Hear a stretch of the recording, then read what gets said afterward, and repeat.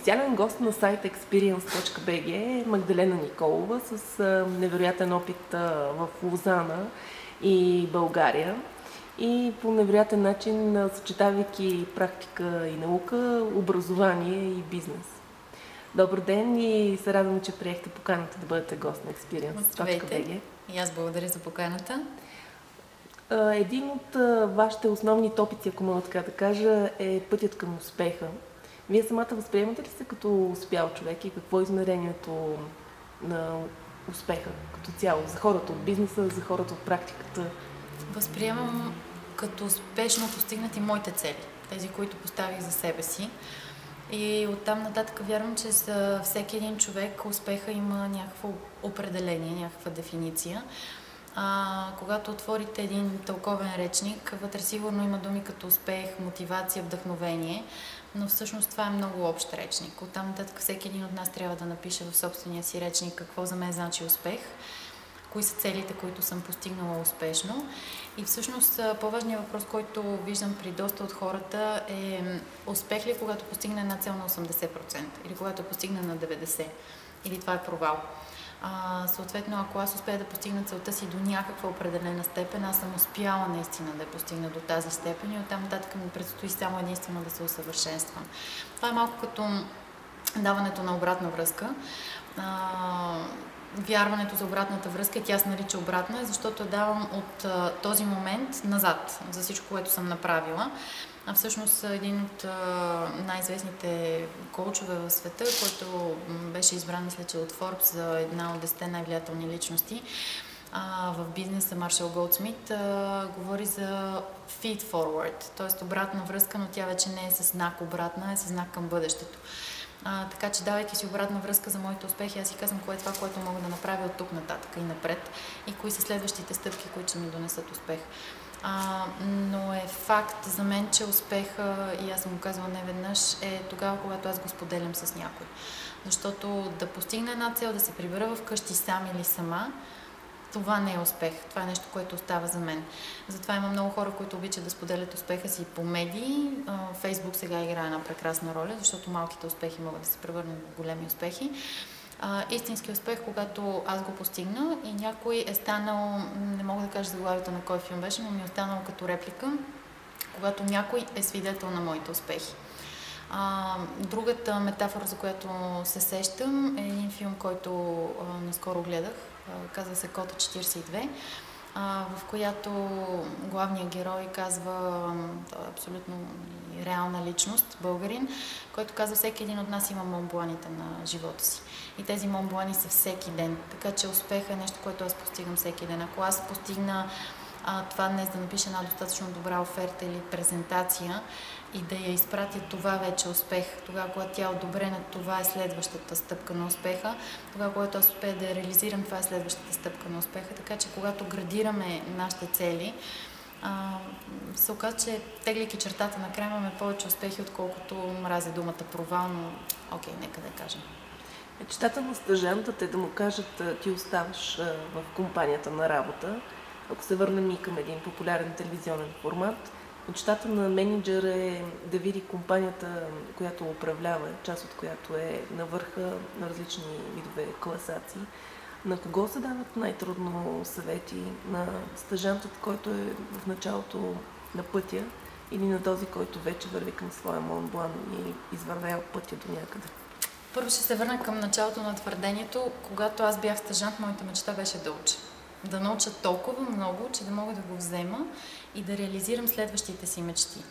Ако мечтата на един стажант е да остане в тази компания и да бъде част от нея, то, разбира се, би искал да чуе репликата "ти оставаш".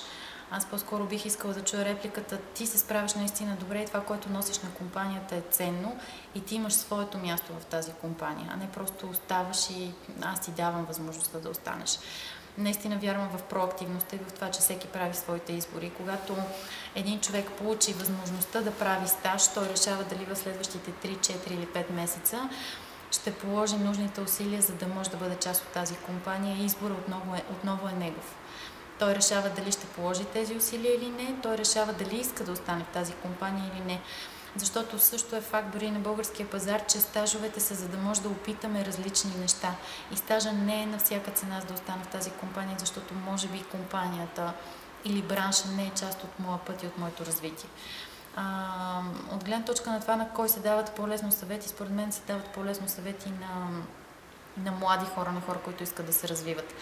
Има едно изследване в психологията, което твърди, че когато човек си повярва, че е експерт, когато човек си повярва, че е успял и не приема повече съвети, той става най-закостенелия тип менеджер, ако щете го можем да го наречем, и оттам нататък почти не търпи развитие. Най-успешните в моята перспектива и представа менеджери в България са тези, от които съм чувала, за мен няма таван.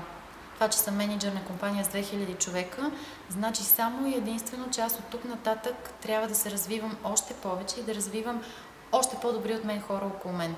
Защото това е възможността, която аз имам в момента. Имам финансите, бюджетите, имам логистиката, структурата, за да мога да развия тези хора.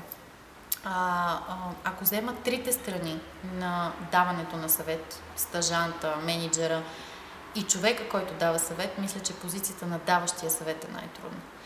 Защото да дадеш съвет вече не е може да се обърнете към за референция към последната конференция на най-голямата коучинг асоциация в света, на последните бизнес конференции, които има дори в България. Позицията вече не е консултиране. Аз давам съвет, значи аз казвам, мисля, че е по-добре да направиш хикс или мисля, че е по-добре да направиш тази стъпка или следващата стъпка. Съветването вече се е превърнало в коучинг елемент, когато съветника задава въпрос, кое според теб е най-доброто, което може да ти се случи от тук нататък. Кое е това, което те мотивира най-много? Кое е нещото, което искаш да направиш, защото човек знае най-добре. Съветването е малко като да ходиш по много тънък лед. И когато опасността е, когато човек е млад, когато търси съвет, да приема всеки съвет за даденост и за най-доброто, което може да чуе, а може да се окаже, че това не е неговия път. Практиката не може без образование, образованието не може без практика. Как обаче те да се срещнат, за да се получи успешният стажант и менеджер? На първо място трябва да се срещнат във висшето образование. Ако тръгна последователно в развитието на един човек, влизането на бизнеса в образованието не се случва толкова бързо, колкото ние, младите хора или ние, слагам се в ролята на преподавател, искаме да се случи. Това, което всеки един може да направи е не да, и това аз го давам като съвет, не да крещи буквално лозунга искаме да влезем в университета като компания, а да си каже какво аз като човек и професионалист стигнал до някъде, било то успешно или не, мога да дам на образованието. Мога ли да се обадя на дете на мой приятел, което познавам, който е студент, и да кажа, аз искам да дойда да направя една лекция във вашия университет, можеш ли да ми помогнеш? Имам нещо да кажа, искам да го споделя, дай ми платформа, със сигурност може да има някой, който да иска да ни чуе. Връщайки се към 4-те години в Софийския университет, това, което се случи, е, че пренесах опита от университета в Лозана и всъщност семинарите, които водех, бяха наистина семинари. Аз бях човека, който само слагаше рамката на това, което трябва да се случи. Съответно, това бяха теми. Оттам нататък проактивността беше в студентите. Студентите презентират и имаха за много важна задача всеки път да канят човек от практиката, който да може да говори по темата. На края на семестъра това резонираше на първо място да сме чули как това реално се случва на практика и да сме чули отговор на въпроса как това работи. И на второ място някои от тези хора успяха да намерят стажове, просто защото мотивацията да подготвя презентация, която е за пред моите колеги от една страна и за пред човека, който съм поканила от практиката, е много по-висока. А кой е най-добрият експириенс за вас? Най-добрият експириенс е този, в който участвам, с всичките си сетива. Искам да видя, да чуя, да усетя всичко, което се случва пред мен. Най-добрият експириенс е когато вляза в една ситуация с абсолютно бял екран в главата си, без очаквания. Очакванията са най-големите подводни камъни. Или имаме свръхочаквания, или имаме минимални очаквания. И съответно това проваля експириенса, ако използвам тази дума. най-добрият опит е тогава, когато се върна към сетивата си и забравя за малко мозъка си. Просто да вляза в една ситуация, да взема всичко от нея и анализа да дойде постфактум, а не да съм заета с анализиране и с стереотипизиране в една ситуация и когато тя приключи, аз да си тръгна с собствените стереотипи. Благодаря много и пожелавам още много предизвикателства и много лани.